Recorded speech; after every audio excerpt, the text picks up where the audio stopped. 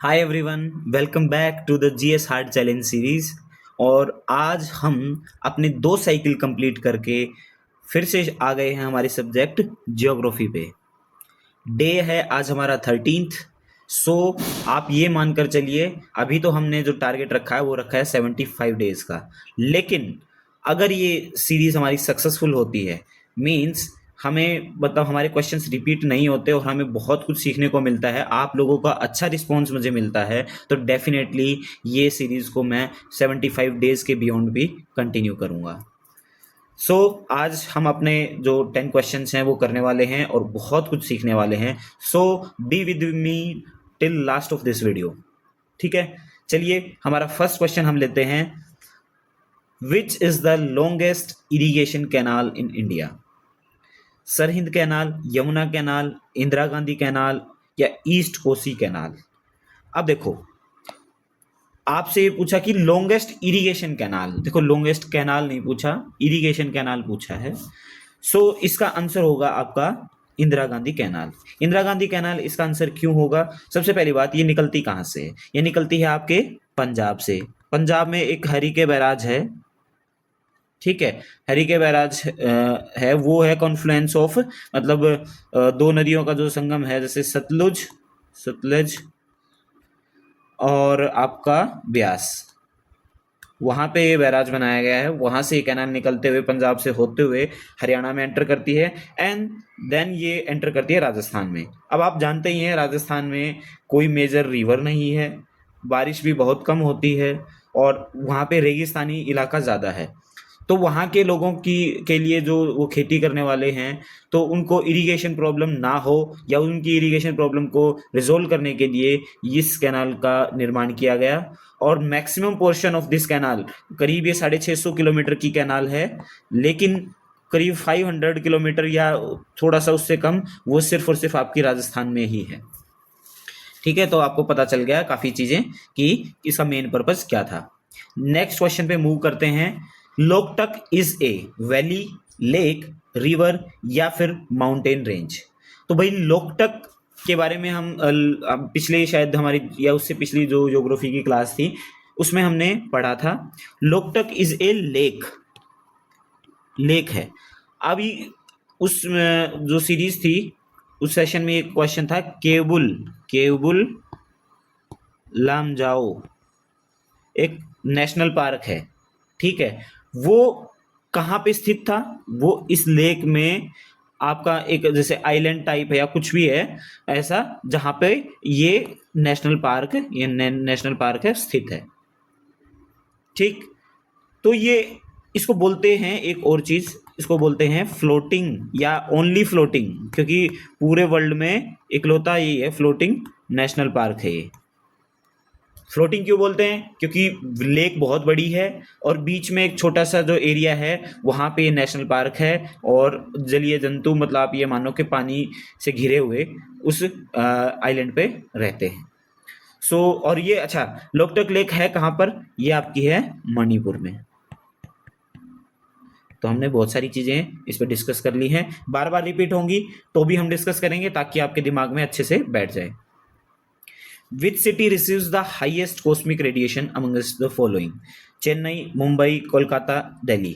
देखो, जो cosmic radiation है, कॉस्मिक रेडिएशन कौन सी है? जो कि आपकी स्पेस से आती है, आउटर स्पेस।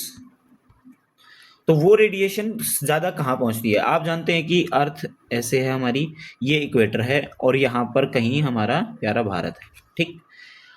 अब यहाँ पे 4 सिटी दिए गए हैं, आप जानते हैं दिल्ली यहाँ है, यहाँ मुंबई है, यहाँ कोलकाता और यहाँ चेन्नई है, ठीक।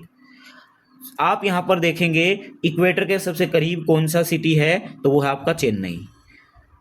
अब डायरेक्ट जो सन रेज हैं, सनलाइट है और या जो रेडिएशन है वो डायरेक्ट इक्वेटर पे ज़्यादा आती हैं rather than other parts of the earth. Chennai बिल्कुल पास पड़ता है इक्वेटर के, तो वहाँ पर इन चारों में से ज़्यादा रेडिएशन रहेंगी, कॉस्मिक रेडिएशन हम बोल सकते हैं यहाँ पर। तो इसका आंसर होगा चेन्नई, ठीक है। इससे रिलेटेड और भी चीज़ें हैं और भी रीज़न हैं इसके, लेकिन मेनली आपको समझाने के पर्पज से मैंने थोड़ा सा आपको बताया है कि चेन्नई आएगा इसका। HYV programme in India is also called as. सबसे पहले ही बात, आपको HYV का पता होना चाहिए, तभी आप इस क्वेश्चन का आंसर कर पाओगे। ऑप्शन है traditional agriculture, new agricultural strategy, white revolution या ब्लू रेवोल्यूशन। अब आप देखो, HYV का मतलब है हाई यील्डिंग वैरायटी।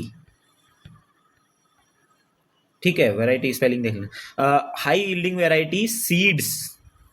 अब ये अगर किसको ये पता है तो इट मीन्स उसको ये पता है कि एग्रीकल्चर से रिलेटेड है। अगर एग्रीकल्चर से रिलेटेड है तो व्हाइट रेवोल्यूशन पॉसिबल नहीं है, क्योंकि व्हाइट रेवोल्यूशन आपकी रिलेटेड है मिल्क से। ब्लू रेवोल्यूशन आपकी रिलेटेड है फिशरीज से। और बाकी बची दो, ट्रेडिशनल या न्यू।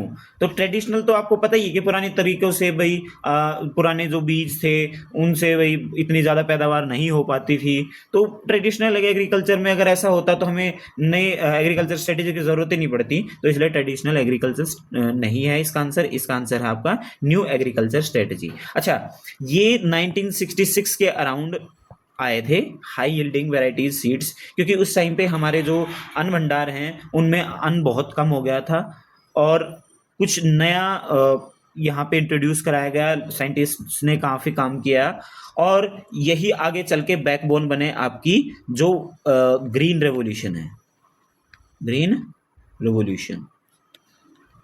अब ग्रीन रेवोल्यूशन में आप पढ़ेंगे तो आपको पता चलेगा हाई यील्डिंग वैराइटीज सीड के बारे में बहुत ज़्यादा बात की गई है और उन्होंने ही आपकी जो पैदावार बढ़ाने में बहुत हेल्प करी है। अच्छा, इसके फादर कौन बोले जाते हैं ग्रीन रेवोल्यूशन के? वो हैं MS स्वामीनाथन। मैं इंडिया की बात कर रहा हूँ, स्वामीनाथन।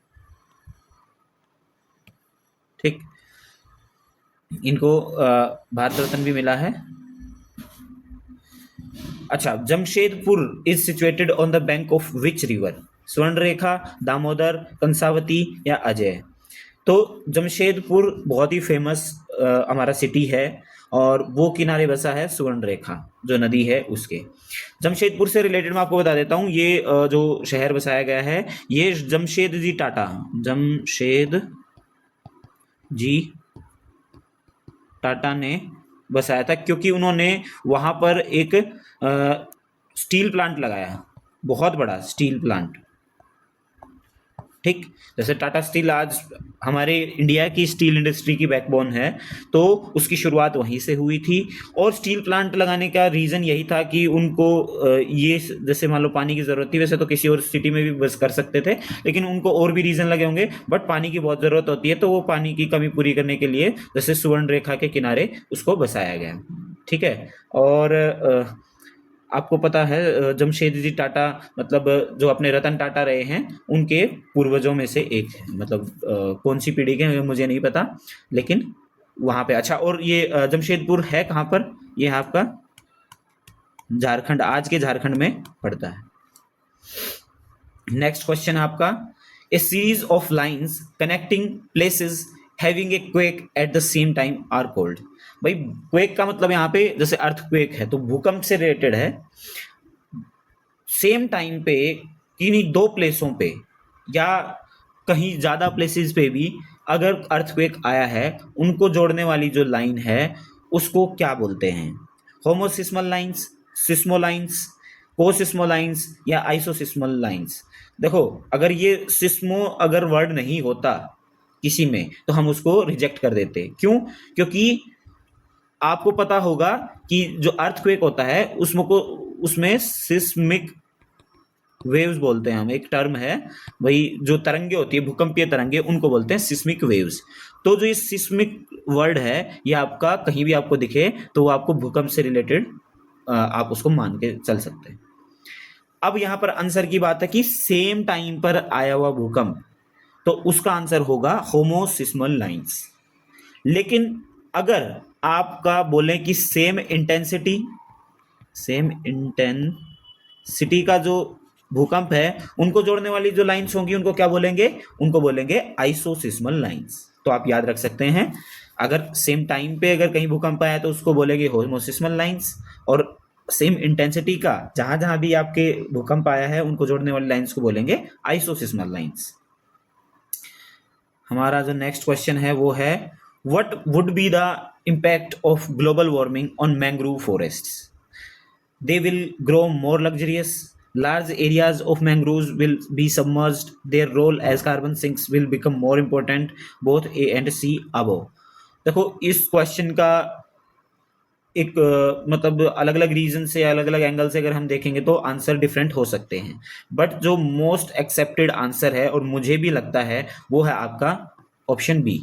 ऑप्शन सबसे पहली बात, आपको मैंग्रोव फॉरेस्ट का पता होना चाहिए। मैंग्रोव फॉरेस्ट होते हैं आपके तटीय क्षेत्रों में,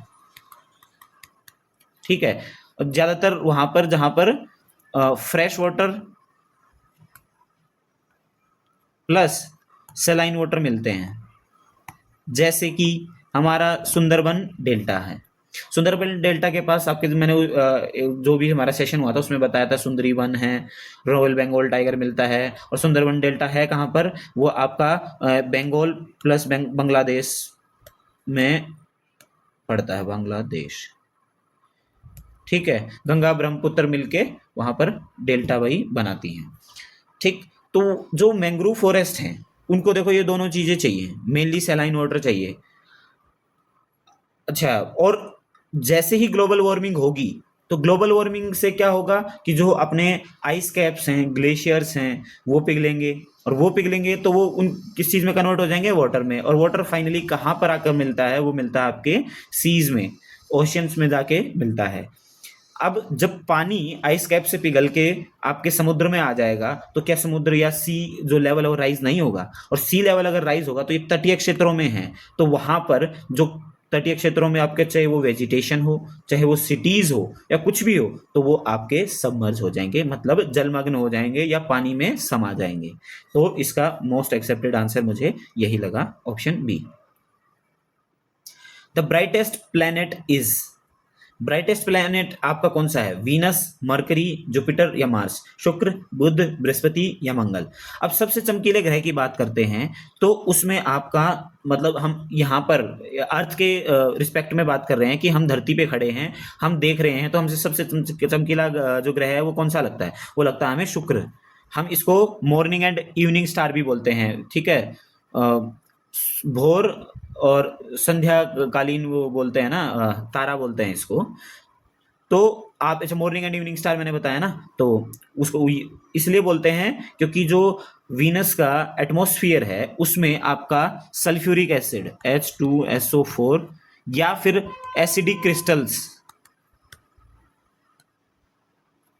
या फिर आप थोड़ा बहुत CO2 भी बोल सकते हो, जो वहां पर एटमॉस्फेयर है, एक्चुअल में एटमॉस्फेयर नहीं है, लेकिन जो भी आपका वो एटमॉस्फेयर ही बोलेंगे हम अपनी लैंग्वेज में, तो उसमें आपके ये क्रिस्टल्स या H2SO4 या CO2 इनकी छोटी छोटी ड्रॉपलेट्स मिलेंगी, और जो सूर्य का प्रकाश है इन पे पड़ेगा तो अराउंड 70 to 75% जो रोशनी है, जो प्रकाश है, वो रिफ्लेक्ट कर देती हैं, और इस वजह से सबसे चमकीला तारा या चमकीला ग्रह हमें कौन सा लगता है, वीनस, ठीक है, इसका ये आंसर है। Wheat, barley, lemon, orange, rye and pearl millet belong to, गेहूं, जो नींबू, संतरा, राई और बाजरा का संबंध किससे है, the same plant family, 2 plant families, 3 plant families या 4 प्लांट फैमिलीज। इसमें क्वेश्चन ये पूछा गया है कि हमने जो जितने भी ये चीजें दी हैं तो उनको कितनी प्लांट फैमिलीज में आप क्लासिफाई कर सकते हैं, तो इसका आंसर आएगा 2 प्लांट फैमिली। जो लेमन और ऑरेंज है ये आपके सिट्रस फ्रूट में आते हैं, बाकी जितने बच गए वीट, बार्ले, राई, पर्ल, ये सारे आपके ग्रास फैमिली में आते हैं, और ये कौन से में आते हैं, सिट्रस, जो सिट्रस फैमिली जिसमें रस होता है। तो कितनी फैमिली हुई है, 2 फैमिली हुई, तो इसलिए 2 प्लांट फैमिलीज इसका आंसर होगा। आज का हमारा लास्ट क्वेश्चन है, a plant known only in cultivation having arisen under domestication is referred to as scion, cultigen, cultivar या क्लोन। देखो ये थोड़ा ऐसा ही अजीब सा ही क्वेश्चन है, समझने में बहुत मुश्किल हो रही है आप लोगों को, क्योंकि आप समझ नहीं पा रहे होंगे, क्योंकि मुझे भी समझने में बहुत दिक्कत हुई थी। फिर ध्यान से देखा तो पता चला कि इसमें वो पूछा गया है कि ऐसा प्लांट जो सिर्फ और सिर्फ कल्टीवेशन के लिए ही बनाया गया हो या डोमेस्टिकेशन की फॉर्म में ही उसको अराइज किया गया हो, तो उसको बोलते हैं कल्टीजन। अब उसका कोई भी वाइल्ड काउंटर पार्ट नहीं मिलेगा। वाइल्ड काउंटर पार्ट का क्या मतलब है, जैसे और जो अपने जो भी प्लांट्स होते हैं उनका कोई ना कोई फॉर्म होता है, वाइल्ड मतलब वही जंगली फॉर्म होता है, उसको हम सुधार करके हम अपने यूज़ के लिए उसको यूज़ करते हैं। लेकिन इसका क्या है कि ये मैन मेड है, हमने अपने एक्सपेरिमेंट से ही इस चीज़ को इनके सीड्स को बनाया है, अपने यूज़ के लिए बनाया है, डोमेस्टिकेशन के लिए इसका यूज़ करके इनका प्रयोग किया है। ऐसे प्लांट्स को हम बोलते हैं कल्टीजन। ठीक है, तो आई होप आपको ये चीज़ समझ में आई होगी। बाकी हम अपने जो आगे की क्विज है नेक्स्ट सेशन में, जब भी हमारा ज्योग्राफी का सेशन होगा उसमें हम कवर करेंगे। और आई होप आप लोगों को मज़ा आ रहा है। सो प्लीज़ अपने दोस्तों को भी ज़रूर शेयर कीजिए, मैं बार बार ये रिक्वेस्ट कर रहा हूँ, ताकि ज़्यादा से ज़्यादा लोगों के पास हमारी ये जो मेहनत है वो पहुँचे। ठीक है, बाय बाय, टेक केयर, जय हिंद।